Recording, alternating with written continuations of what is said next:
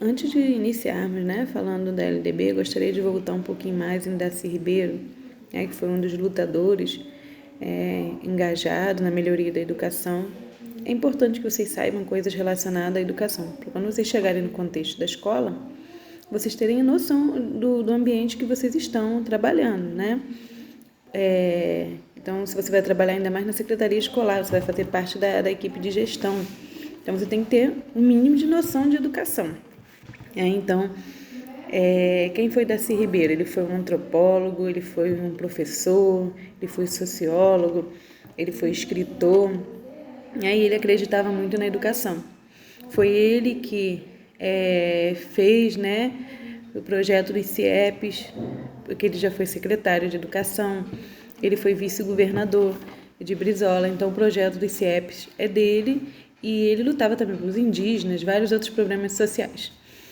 E ele se engajou na luta pela educação e na formação dessa lei LDB, que é a nossa lei magna da educação, juntamente com outros políticos e intelectuais interessados em um movimento maior de resgate, né, sistematização da nossa educação brasileira.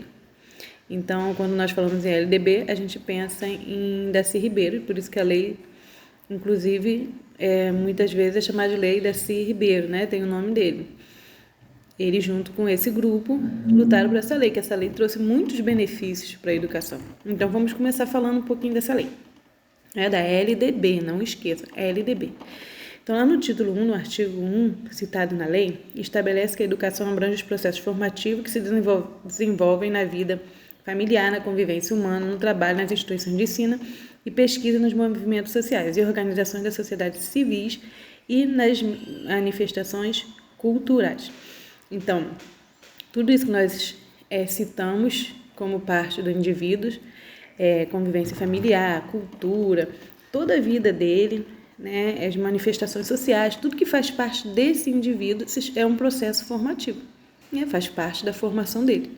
A escola não pode deixar essa vida do indivíduo de fora, faz parte dele.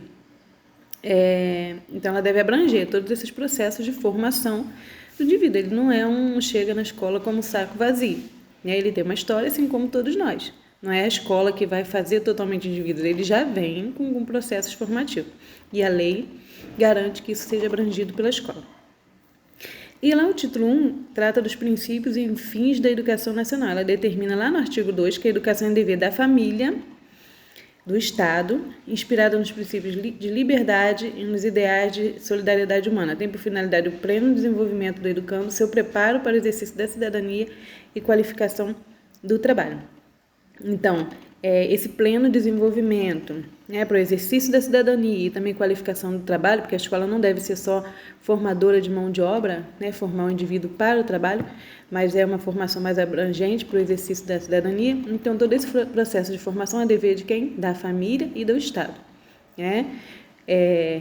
Os dois devem colaborar para essa formação desse indivíduo. E no 3, estabelece como princípios norteadores do ensino: igualdade de continuidade e permanência à escola. Todos têm direito à educação, têm direito a uma vaga na escola e permanecer nela. Não adianta dar vaga e não dar condições para que esse indivíduo permaneça na escola e se forme. Liberdade de aprender, ensinar, pesquisar, divulgar a cultura, pensamento da arte e o saber. Então, ele deve ter liberdade, né? Não deve ser uma coisa fechada, mas ele tem liberdade de aprender. Como nós vimos lá em cima, é uma coisa abrangente, é uma formação integral. Respeito à liberdade, ao apreço, à tolerância, né, a diversidade de gêneros, de raças, pluralismo de ideias e concepções pedagógicas. Então, eu defendo uma ideia, o outro defende outra ideia. Então, tem que ser esse pluralismo, porque assim nós vemos que tem vários autores, escritores, cada um defende uma tese, uma ideia. Então, todo mundo tem liberdade, porque senão a gente não teremos mais descobertas, né? Novas ideias, se a escola for uma coisa fechada. Gratuidade do ensino, né? Como todos têm direito. Valorização do profissional da educação escolar, no caso o professor e outros, né? Secretários, né? Como vocês que vão trabalhar. Gestão democrática, a escola deve ter uma gestão democrática. O que é isso? A escola não tem muros, né? É uma fronteira que divide escola e sociedade. não é gestão democrática. Então, o gestor da escola, quem rege essa escola deve saber que a escola faz parte da sociedade e a sociedade faz parte da escola. Então, é uma coisa só, não deve ser fechado. Né? Como a escola fica aqui com os muros e a comunidade não participa do que é feito na escola. Então, isso vem sobre os conselhos escolares, né? Que vai ali colaborar, ajudar a escola. Né? Como nós vimos lá em cima, a educação é dever o quê? Do Estado e da família. E quem é essa comunidade que a escola está inserida? São as famílias. Então, não há um muro que separa a escola da comunidade, da sociedade. Né? Garantia de padrão de qualidade, tem que ser uma educação de qualidade, né, oferecida às crianças. E valorização de experiência extraescolar, como nós falamos, aquilo que a criança traz, né, da sua vida, da sua história. Né, o que ele traz consigo tem que ser valorizado na escola. A partir daí surgem novos conhecimentos. É uma educação significativa. Vinculação entre a educação, o trabalho e as práticas sociais. Né? A escola tem que formar o indivíduo para o trabalho, mas também para a cidadania, para as práticas sociais. E LDBN trata da escola e o aluno com ênfase que não haviam sido antes dadas pelas leis que antecederam. O LDB traz novidade, traz ganhos, conquistas, né, para a educação. E a LDB reflete sonhos e crenças de um grupo de pessoas, educadores, que lutaram por essa melhoria na educação.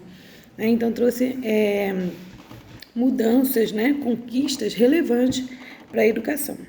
Posterior à ditadura militar, procura romper definitivamente com posturas autoritárias, estabelecendo na sua essência princípios democráticos que estão presentes na gestão e na autonomia escolar.